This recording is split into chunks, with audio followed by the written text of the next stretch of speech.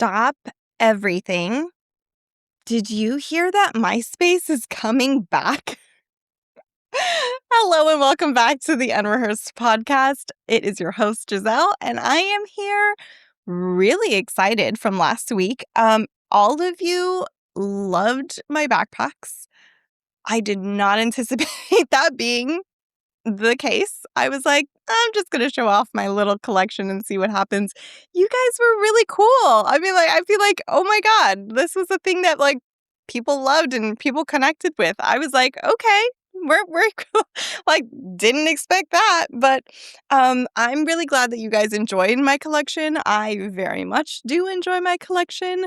I actually did accumulate one more. I'm really excited about it. It's coming sometime, I think, late this week or next week or something like that. So I can't wait to introduce you to that backpack. But I loved that you guys loved that episode. I plan on doing more of those kinds of things because I feel like that is what draws connection is, you know, talking about things that we all have in common. But speaking of things that we all have in common, holy crap, is MySpace coming back? I think I saw it on TikTok or something or the news. I don't know. And I remember just being like, there's no way. This has got to be some stretch of the imagination, kind of a weird clickbait article. No, is that real? Is that real? Everything that I see, it was on the actual news. And I was like, there's no way. I remember MySpace so fondly. There was so much about MySpace that I'm really excited about. I guess they announced that it was supposed to be an algorithm-free MySpace, which will be, I think, personally really cool, because that will be, I feel like, the most authentic comeback ever. We didn't have the algorithm. What was the algorithm? Nobody. The only time that I ever heard the word algorithm used in an online internet space was TikTok, and that was so recent, so much more recent than MySpace. So I'm really excited if that is the case, that I really do hope that they hold true to what MySpace was. MySpace to me was such a place to be unfiltered. It was personality. I mean, we need more personality back. Let's just start there. I think that's the way that we grew up is probably the reason why most millennials are just not afraid to be cringe. I feel like most of my friends, I'm just trying to think back of who actually gets uncomfortable doing things that are cringe. I can't name you a millennial that would tell me to stop doing something because it was uncomfortable or it was weird. Um, I want to say that started in the age of us being teenagers. At least for me, I was, oh God, an emo kid. I was a proud emo kid. You know what? I was proud to be weird. I want to say it started probably in middle school, and I would rock the shit out of all of my emo stuff. My emo gear, my emo, do you remember those little, um, rubbery, pointy, different color? They were always neon colored. My neon colors were neon green and neon pink. And they had earrings and they had little pokey things. You could get them at Claire's. It's just I would rock the shit out of all of my emo stuff. My studded belts. Oh, let's bring back 2005. Yeah, I want that to come back. It never left my heart. I will tell you that. I very much still listen to My Chemical Romance blasting in my car, screaming my lungs out. I very much still do. Actually, the other day, my friend sent me the new Cardi B song, and I returned with a My Chemical Romance song. But they were my jam. I think they were everyone's jam. They like in that, I don't know, they just created a space of like, I don't them and like all the other was like it's I am giving My Chemical Romance their flowers, but just all of the artists at that time, like all of the like emo, all of the rock, all the whatever you wanna call it. Like, it was just such a, like in the years of being, like, an angsty teen, it was just like a breath of fresh air. I just oh god. I remember listening to, like, most recently, I remember listening to Simple Plan, I think it was, and it was like, I was listening to the song and I was, like, singing along or thinking about it or whatever it was, and I just remember being like, "Weren't these guys, like, 30?"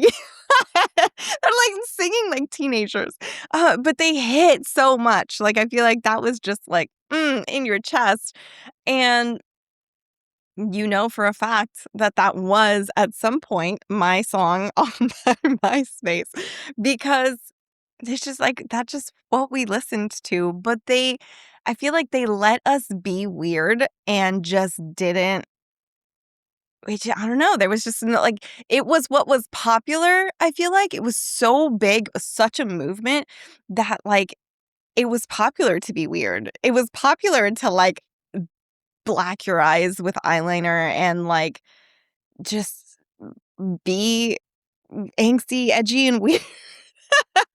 Oh, I loved those days. Oh my god, my heart is literally like, "Oh, take me back."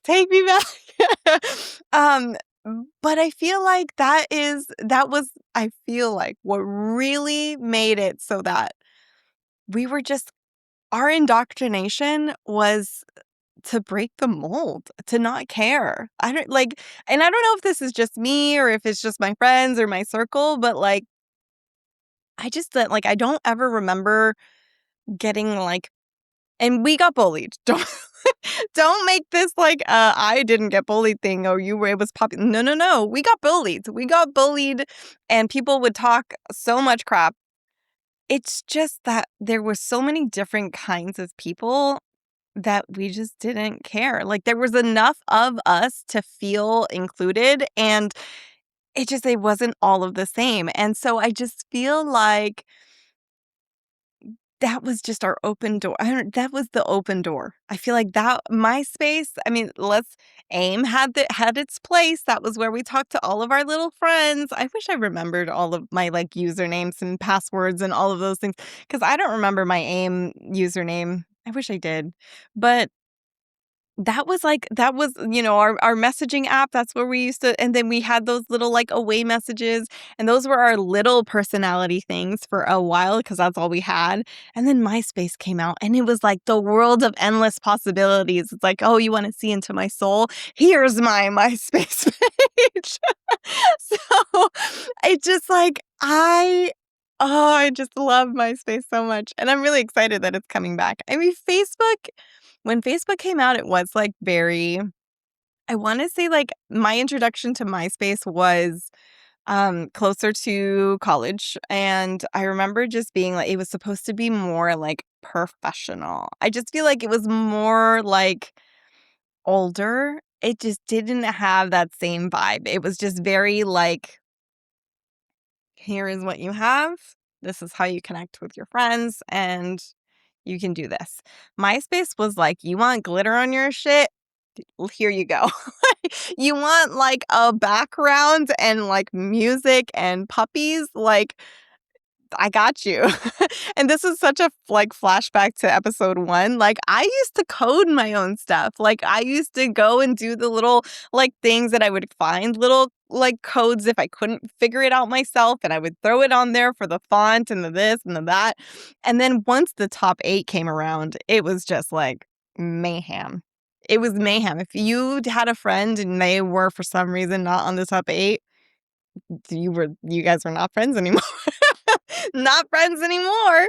Um, I just feel like it was such a weird it was such a weird time, but I'm excited because of how much, like, I don't know, I did like, I wanna stop saying personality because it's not just necessarily personality, it was just the way that we connected, and you can say that, like, you can do that same thing on Facebook, it just is less if I were to compare the 2, it was less tainted on MySpace than it is on Facebook. I feel like Facebook right now is just another, like, giant ad, of everything, like and I feel like it is not only just Facebook now, it has, like, bled into everything else.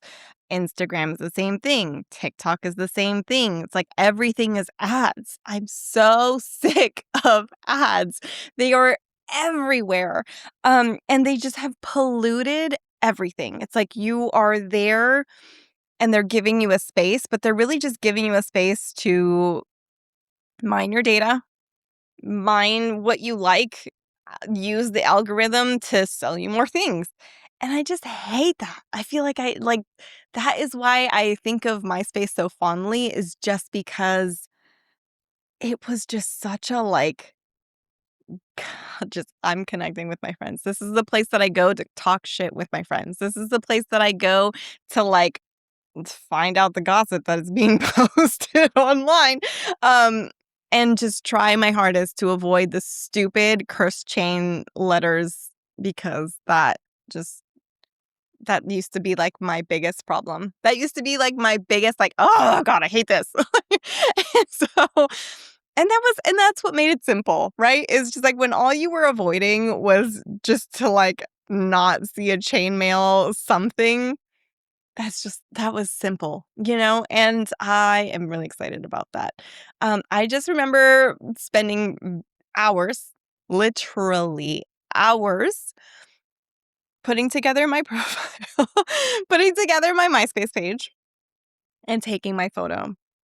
And let me tell you, if MySpace does come back, I know that it would be a logistical nightmare to get everybody's, like, profile like, actual pages back to the people, so I know that that's probably not gonna happen. I'm sure they're gonna just make you start over and do whatever, but you will see my, like, teenage soul come out on my profile picture.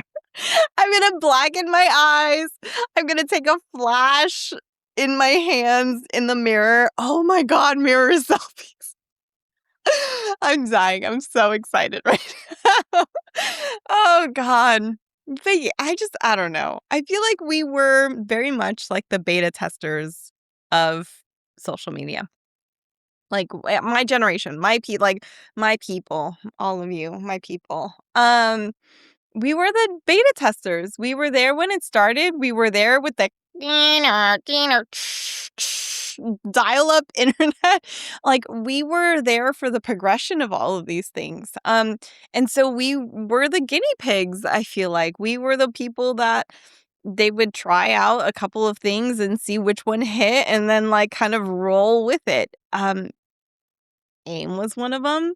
Then we had, like, all of the messengers all of the different kinds of messengers came out, and then it was, like, MySpace. I feel like MySpace opened the door to, like, all these other places that got to do all these other things, and then what happened what didn't MySpace, like, turn into, like, some music platform or something? It was like that's what they were changing to, and then, it died or whatever, no, everybody kinda jumped ship and they all went to Facebook.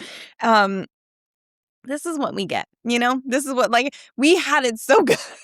We had it so good, and a platform that was so wholesome and sometimes not wholesome, and and then we jumped ship for something newer and better, and now we're paying for our sins. I hope you all are happy because 'cause I'm not. But it just I don't know. I don't know, there's a lot of things that are tied to, like, of course, teenage years. Teenage years and I feel like we brought all of that into our adulthood.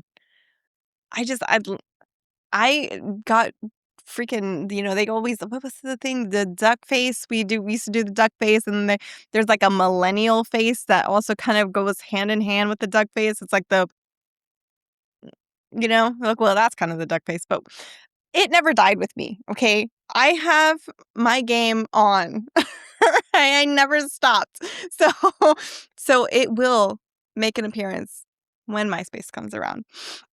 Are you guys excited, or is it just me? I mean, maybe it's, again, I'm just like the queen of nostalgia. I think that should just be my name now, from now on. Like, Giselle's nostalgia channel. Like, the between the 90s and the 2000s. That's my little place I want to live in forever.